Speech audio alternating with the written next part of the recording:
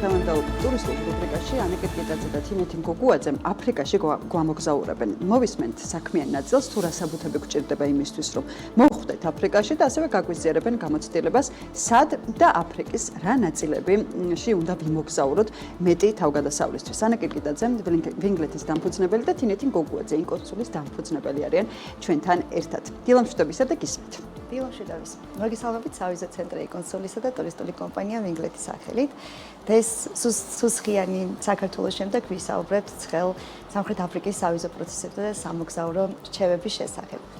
სამხრეთ აფრიკის პასპორტის მფლობელებს 58 ქვეყანაში შეუძლიათ მოგზაურობა უვიზოდ, 87 ქვეყანასთან სჭირდებათ ელექტრონული ან სტიკერ ვიზა და 57 ქვეყნის შემთხვევაში მოქმედებს visa on arrival, იგივე ვიზა ჩასვლისას. 6 ქვეყნის შემთხვევაში კი ამოქმედებულია ETA, იგივე მოგზაურობის ელექტრონული ავტორიზაცია. უშუალოდ სამხრეთ აფრიკაში მოგზაურობას რაც შეეხება, ქვეყანაში უვიზოდ შესვლა 86 ქვეყნის მოქალაქეს შეუძლია, ვიზა კი 112 ქვეყნის მოქალაქეს სჭირდება, მათ შორის საქართველოს მოქალაქეებსაც. თინა, სავიზო პროცესებზეც რომ მოგვიყვე, ორი სიტყვით. კი, სავიზო პროცესებს რაც შეეხება, სავიზო პროცესებს რაც შეეხება საქართველოს მოქალაქეებში, ჩვენ ვიცით რომ საქართველოში არ არის საკონსულო, ამიტომ საქართველოს მოქალაქეებს თურქეთში ან სხვა ქვეყანაში არსებულ საკონსულოში შეუძლიათ ვიზის მოთხოვნა. ვიზის მისაღებად შეგიძლიათ თავად ჩახვიდეთ ადგილზე ან თქვენმა წარმომადგენელმა ჩაიტანოს დოკუმენტები გამონაკლისის შემთხვევაში. სავიზო პროცესი შემდეგნაირია.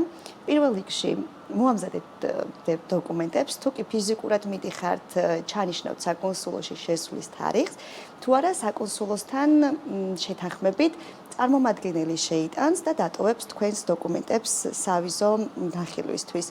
კონსულ ოფიცერმა შესაძლოა მოითხოვას დამატებითი საბუთები თქვენი გამგზავრების მიზნიდან გამომდინარე. დაახლოებით 15 სამუშაო დღიდან 20 სამუშაო დღის ვადაში მიიღებთ პასუხს. პასპორტის მიღების შეგიძლიათ თქვენ თვითონ მიხვიდეთ, ან ისევ თქვენმა წარმომადგენელმა მინდობილობის საფუძველზე გამოიტანოს და გამოგიგზავნოთ საქართველოში პასპორტით ვიზით, ან ვიზის გარეშე. თინა, განსხვავებული რა გვაქვს ამ სხვა საკონსულოებისგან, ან რით განსხვავდება სამხრეთ აფრიკის საკონსულო და აცრებზეც რომ მოგვიყვე. მნიშვნელოვანია ყვითელი ცხელების ვაქცინაციის დამადასტურებელი სერტიფიკატის ქონა. იმ შემთხვევაში, თუ მგზავრი სამხრეთ აფრიკის რესპუბლიკაში მიემგზავრება რისკის მქონე ქვეყნიდან ან ქვეყნის გავლით. პირდაპირ ტრანზიტის შემთხვევაში ვაქცინაცია აუცილებელი არ არის, არ წარმოადგენს, თუ აეროპორტში 12 საათზე მეტი არ ჩერდებით. ყვითელას ცხელების ვაქცინაციის ჩატარება საქართველოში შეგიძლიათ იმუნიზაციის ცენტრში, რისთვისაც წინასწარ უნდა ჩაეწეროთ.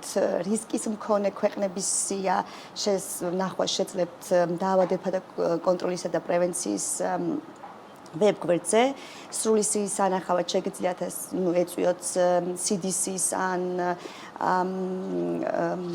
WHO-ს ვებგვერდებზე. და რისკის მქონე ქვეყნები ძირითადად მოიცავს მაგალითად აფრიკაში ანგოლა, ბენინი, კამერუნი, განა, ნიგერია, სენეგალი, უგანდა, ცენტრალურ და სამხრეთ აფრიკაში არგენტინა, ბრაზილია, კოლუმბია, ეკვადორი, პარაგვაი, ვენესუელა. აქვე მნიშვნელოვანი და სავალდებულოა თან იქონდიოთ სამოგზაურო დაზღვევის პოლისის ასლი, რომელიც უნდა მოიცავდეს ვიზიტის მთელ ხანგრძლივობას. ყველა განაცხადს უნდა ახლდეს მოქმედი სამოგზაურო დაზღვევა, მიუხედავად იმისა, ფარავს თუ არა მასპინძელი ან დამსაქმებელი მოგზაურობასთან დაკავშირებულ ხარჯებს. დაზღვევის პოლისს უნდა დაერთოს სრული წესები და პირობები. დოკუმენტი უნდა იყოს სრულად ინგლისურ ან ნათარგმნი ინგლისურად და დამოწმებული. ნაწილობრივ ინგლისურენოვანი დოკუმენტი არ მიიღება. და კიდევ რა შეიძლება თინა გავითვალისწინოთ, როდესაც ვამზადებთ დოკუმენტებს ვიზის მისაღებად? კი, აქ განსხვავებული ნაწილი ის არის, რომ იმ შემთხვევაში თუ კი თქვენ საქმიანი ვიზიტით მიდიხართ და მომწვევი არის სამხრეთ აფრიკაში არსებული ფიზიკური ან იურიდიული პირი, უნდა გაითვალისწინოთ, რომ გქონდეთ წერილში სამხრეთ აფრიკის რესპუბლიკიდან, რომელიც იქნება აუცილებლად ამ წერილში უნდა იყოს შემდეგი ინფორმაცია ნებისმიერი მოწვევის დროს მათ შორის საქმიანი ბიზნეს-ტრიპის დროს აუცილებელია, რომ დოკუმენტში იდოს მომწვევის ხელმოწერილი პასპორტის ან ID-ის ასლი ან რეზიდენტის ბარათი ნოტარიულად დამოწმებული certified მაქსიმუმ 6 თვის მანძილზე და საკონტაქტო ინფორმაცია საცხოვრებელი მისამართი ტელეფონის ნომერი. მასპინძელმა ასევე უნდა აიღოს წერილობითი პასუხისმგებლობა განცხადებლის საარსებო ხარჯების ან საჭიროების შემთხვევაში ქვეყნიდან გაყვანის შესახებ. ხო, და რა ვიცი, კიდევ რა შეიძლება რომ დავამატოთ, თინა, ესეც რომ სამხრეთ აფრიკის ვიზას აქვს ოფიციალური დიზაინი, რომელიც ზედა ნაწილში მოცემულია შინაგან საქმეთა სამინისტროს დეპარტამენტის ლოგო და სახელმწიფო ემბლემა. ვიზაზე მითითებულია კონტროლის ნომერი, ფლობელი სახელი გვარი, პასპორტის ნომერი, გაცემის ადგილი, თარიღი, ასევე აღნიშნულია შესვლის რაოდენობა, მაგალითად მრავალჯერადი შესვლა, ერთჯერადი თუ ასე შემდეგ და შესვლის ბოლო ვადა. დოკუმენტში მკაფიოდ არის გაწერილი ვიზიტის მიზანი, როგორიც არის სამუშაო შეხვედრაზე დასწრება ან შეზღუდვები, მაგალითად დასაქმება აკრძალულია.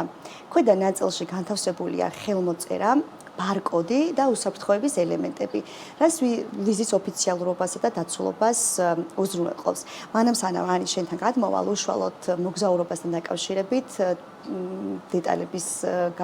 დეტალებთან დაკავშირებით, მინდა ჩვენს მაყურებლებს ერთი მნიშვნელოვანი რჩევა მიცენ ნებისმიერ ქვეყანაში, ეს იქნება სტიკერი, ელექტრონული თუ ავტორიზაციის ფორმა, გაცემული ვიზის მიღებისას აუცილებლად გადაამოწმეს ვიზაზე აღნიშნული ინფორმაციის სისწორე.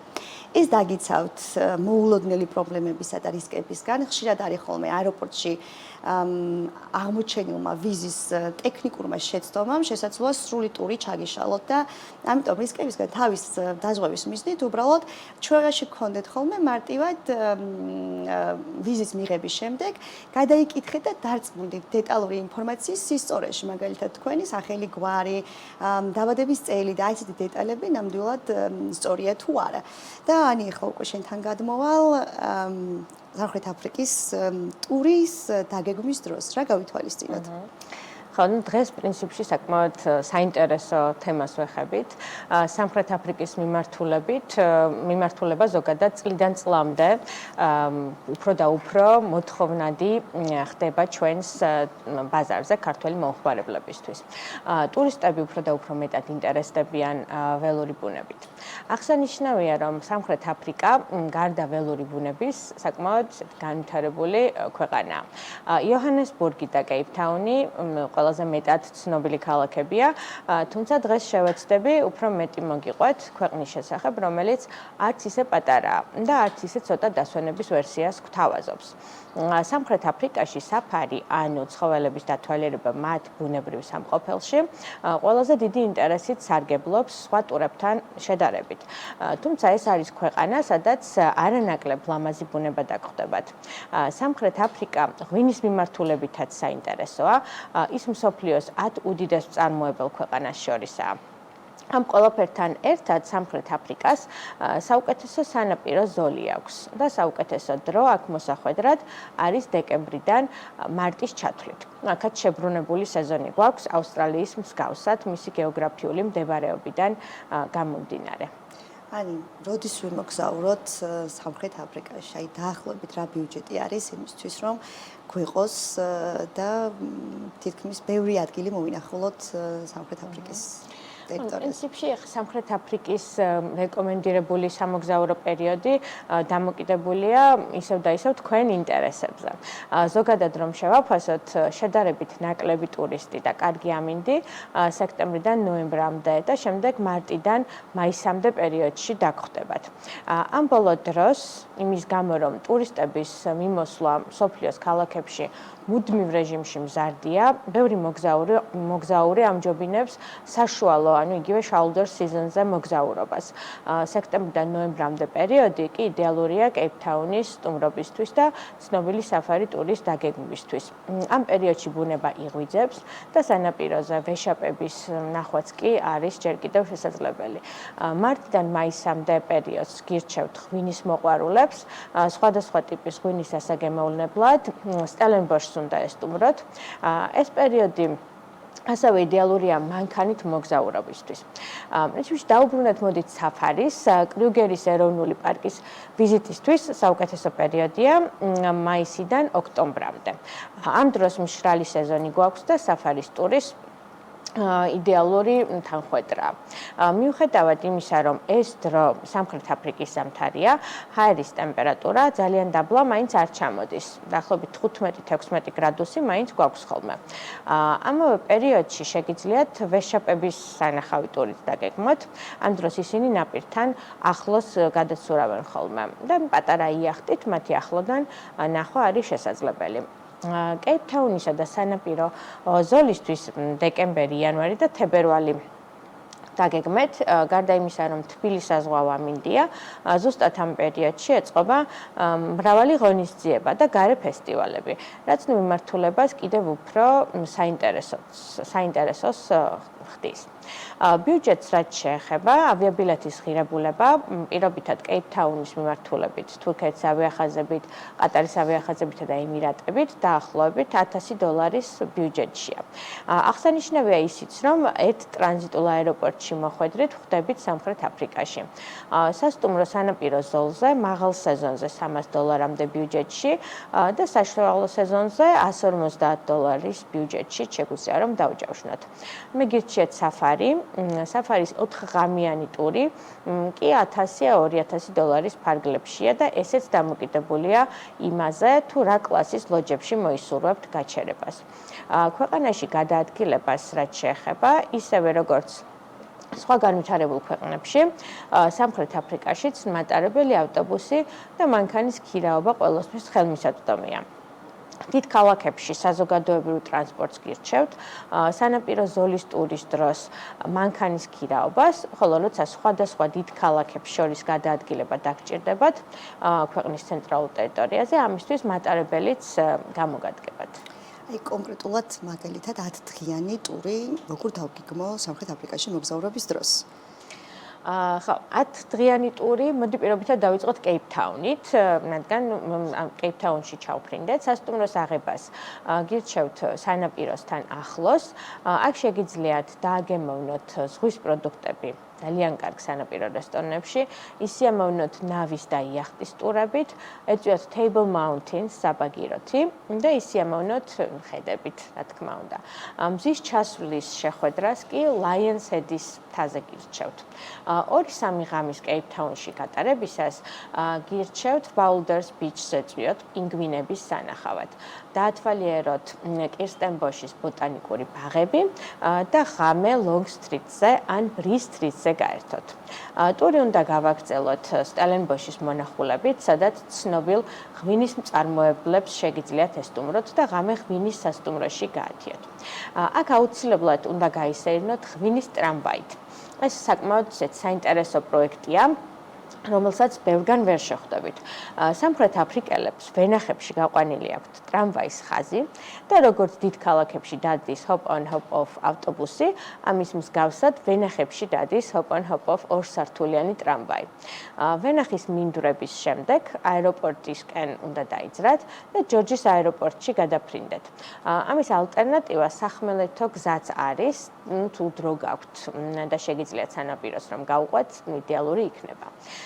ჯორჯის აეროპორტიდან კნისნას მიმართულებით მივდივართ და ზუსტად აქ გვაქვს კნისნასა და პლეტენბერგის ყურეში ყველაზე ლამაზი სანაპირო გზა. აქვეა შესაძლებელი ვეშაპების საყურებელ ტურში წასვლა. შემდეგ კი საფარისკენ უნდა გადაინაცვლოთ კრიუგერის ნაციონალურ პარკში. აქ კი ფრენას ვეღარ ავწდებით, რადგან ნაციონალური პარკი სამხრეთ სანაპიროდან საკმაოდ მოშორებითაა. საფარის დროს შეგიძლიათ იხილოთ დიდი ხუთეული, ლომი, ლეოპარდი, სპილო, მარტორქა და აფრიკული კამეჩი. საფარის ტურის შემდეგ კი იოჰანესბურგისკენ შეგიძლიათ გაემგზავროთ და აქ დაასრულოთ თქვენი ტური. თუმცა სურვილი სამეფოს შეგიძლიათ ვიქტორიას ჩანჩქერი მოინახულოთ, რომელიც მსოფლიოში ყველაზე განიერი ჩანჩქერია. ის ზიმბაბვეშია, თუმცა ხშირად სამხრეთ აფრიკის ტურის გაგრძელებასაც წარმოადგენს ხოლმე. ვენახების hop-on hop-off ტური ჩვენთან აღმოსავლეთ საქართველოში ძალიან კარგი და საინტერესო იქნება. ნამდვილად. კარგი იდეა. ჩემი ყველაზე საინტერესო ნაწილი რჩევებზე რომ გადავიდეთ, ანი. რას გვეჩვევს სამხრეთ აფრიკაში მოგზაურობის დროს? მოდი, კარგი, გადავიდეთ რჩევებზე და პირველ რიგში გავიხსენოთ ის, რომ სეზონები ჩვენგან შებრუნებულია და მათი ზაფხული ჩვენი ზამთარია. საფარის ტურისთვის აცრების გაკეთება მოგიწევთ აუცილებლად წასვლამდე, როგორიცაა მაგალითად მალარია. საფარის ტურში მანქანიდან არ გადახვიდეთ გარეული ცხოველები, რაც არ უნდა საყვარლად მოგეჩვენოთ. დრონის გამოყენება მკაცრად რეგულირებულია. მიუხედავად იმისა, რომ ბარათით გადახდა თითქმის ყველგან შესაძლებელია, არის ადგილები, სადაც მხოლოდ ქეშს იღებენ. ამისთვის თან იქონიეთ ცოტა ნაღდი ფული. თუ გინდათ ბოლომდე შეიგრძნოთ სამხრეთ აფრიკა, მანქანის ქირაობას გირჩევთ. მიუხედავად იმისა, რომ სამხრეთ აფრიკა საკმაოდ განვითარებული ქვეყანაა, საღამოს გასართობად ნებისმიერი ბარის ვიზიტს მაინც ვერ გირჩევთ. თქვენი მასპინძელი სასტუმროში ყველაზე კომპეტენტური იქნება ამ საკითხში. შეგიძლიათ ყოველთვის კითხოთ მათ რჩევა ამასთან დაკავშირებით.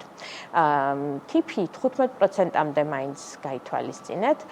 სამხრეთ აფრიკული ინგლისური განსხვავდება იმისგან, რაც ჩვენ ვიცით, ამიტომ ადაპტაციისთვის დრო დაგჭირდებათ.